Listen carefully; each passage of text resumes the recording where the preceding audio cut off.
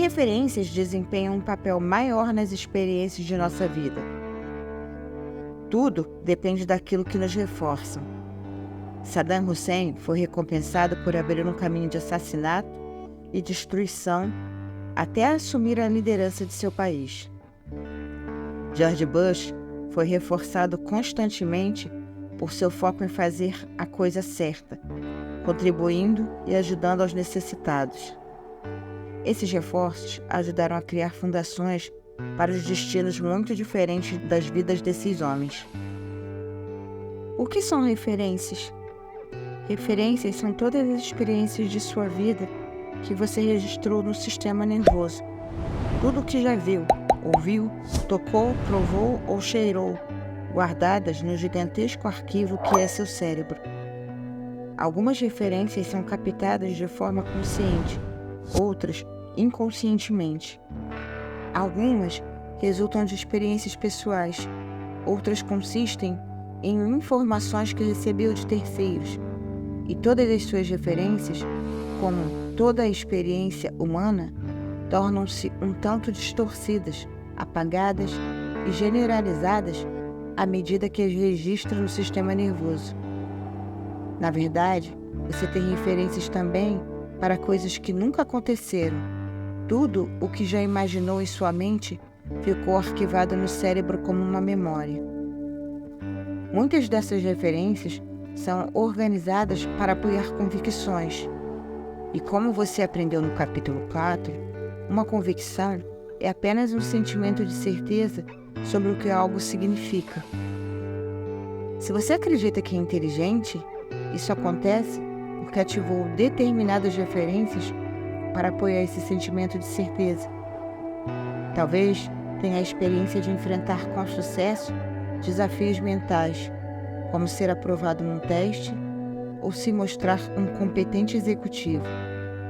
Todas essas experiências de referência atuam como pernas de mesa para apoiar a ideia, ou tampo da mesa, de que você é inteligente. Temos referências suficientes dentro de nós para apoiar qualquer ideia que quisermos, de que somos confiantes ou fracos, altruístas ou egoístas. O importante é expandir as referências disponíveis em sua vida. Procure conscientemente as experiências que expandem o senso de quem você é e do que é capaz, além de organizar as referências por meios fortalecedores. O conhecimento do mundo só pode ser adquirido no mundo, não dentro de um armário. Não faz muito tempo, ouvi a história de um homem que encontrou $35 mil dentro de uma bolsa caída na rua. Procurou a proprietária e devolveu o dinheiro. Todos queriam lhe dar os parabéns, mas ele se esquivou aos repórteres, recusou-se a permitir que o filmassem. Insistiu obstinado que a devolução do dinheiro era a única coisa certa que podia fazer. Os $35 mil eram as economias da vida inteira de uma mulher de 68 anos. Com esse ato, ele salvou a mulher de terríveis dificuldades, mas mesmo assim, se recusou a aceitar o crédito. Por quê? É evidente que as referências do passado o ajudaram a desenvolver uma convicção de que aceitar crédito por fazer a coisa certa seria totalmente inadmissível. Não decidiu evitar o reconhecimento por capricho. Tinha um senso de certeza que apenas as referências de sua vida podiam criar. Pense em suas referências, tanto as que considera boas quanto as ruins, como se fossem um gigantesco rolo de tecido, feito com suas experiências. Com os outros elementos do sistema central, seu estado, perguntas, valores e convicções, você corta um padrão desse tecido que lhe permite tomar decisões sobre o que quer fazer com sua vida. Você possui suprimento inesgotável de referências, que podem ser projetadas do modo como desejar, e aumenta esse suprimento a cada dia. Uma medida importante da inteligência de uma pessoa é a maneira pela qual usa seu tecido de referências. Faz uma cortina para se esconder por trás ou recorta um tapete mágico que o levará às alturas incomparáveis. Escava conscientemente experiências de sua vida e desenterra as lembranças que mais o fortalecem numa base sistemática? Como você aprendeu no capítulo 4, provavelmente uma das coisas mais valiosas que as referências podem fazer por nós é proporcionar um sistema de certeza. Sem as referências, levaríamos a vida em medo e dúvida. Não seríamos capazes de funcionar. Não ficaria perturbado se esse livro de repente levantasse, flutuasse para longe e tornasse a pousar a 2 metros de distância? O único motivo para sentir algum medo é o fato de não ter referências para isso. Não tenho a menor ideia de como interpretar o significado. Por que um bebê estende a mão para um cinzeiro sujo, tira uma ponta de cigarro e mastiga? Não é pela essência de referência que lhe digam que isso não é bom para ele? Alguns adultos, é claro, ainda não descobriram isso. Perguntarei outra vez: como você usa suas referências? Interpreta-as conscientemente por meios que o fortalecem, por meios que apoiam a realização dos seus objetivos?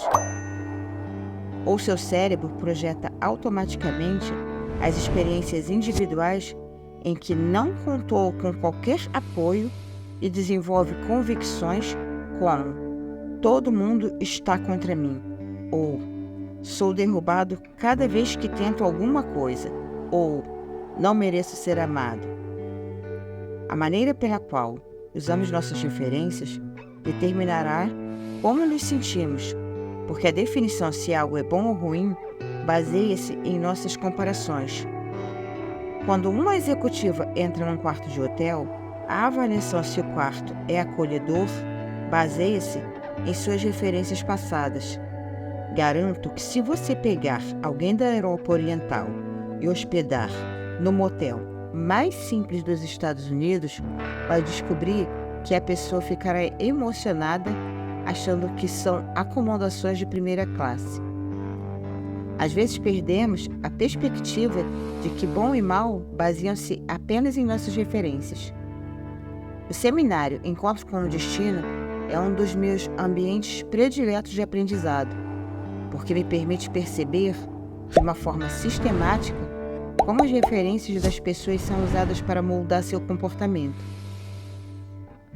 Como parte do questionário detalhado que os participantes preenchem antes do seminário, eles devem indicar 5 experiências que acham que moldarão o resto de suas vidas. O que fazem, nesse momento, é compartilhar comigo algumas de suas referências mais poderosas, e sempre me espanta constatar quantos significados diferentes extraem das mesmas referências. Algumas pessoas foram estupradas, abusadas sexualmente, abandonadas. Algumas vieram de lares desfeitos ou empobrecidos.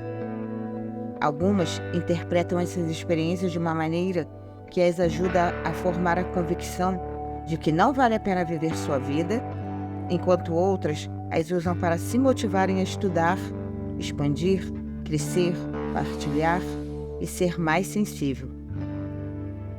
É verdade que Saddam Hussein foi maltratado quando era criança, mas o mesmo aconteceu com Oprah. Eis uma mulher que foi estuprada e violentamente maltratada na juventude, e hoje comove milhões de vidas todos os dias com seu programa de televisão. Pelos simples fatos de partilhar suas experiências, ajudou pessoas a curarem alguns ferimentos do passado. Milhares de americanos se sentem ligados a Oprah, porque sabem que ela compreende, isto é, tem referências de dor, assim como eles. Nós nos elevamos pelo pensamento, subimos apoiados na visão de nós mesmos. As referências não se limitam à experiência concreta. Sua própria imaginação é uma fonte de referências. Lembra de Roger e da milha de 4 minutos? Ninguém acreditava que fosse fisicamente possível para os seres humanos correrem a milha em menos de 4 minutos, mas ele criou seu próprio senso de certeza por meio de referências imaginadas. Visualizou-se muitas e muitas vezes a quebrar a barreira da milha em 4 minutos, ouvindo e sentindo, até que adquiriu tantas pernas de referência que teve certeza de que seria bem-sucedido, assim como outras pessoas tinham certeza de que isso era impossível. Precisamos lembrar que a imaginação é 10 vezes mais potente do que a força de vontade.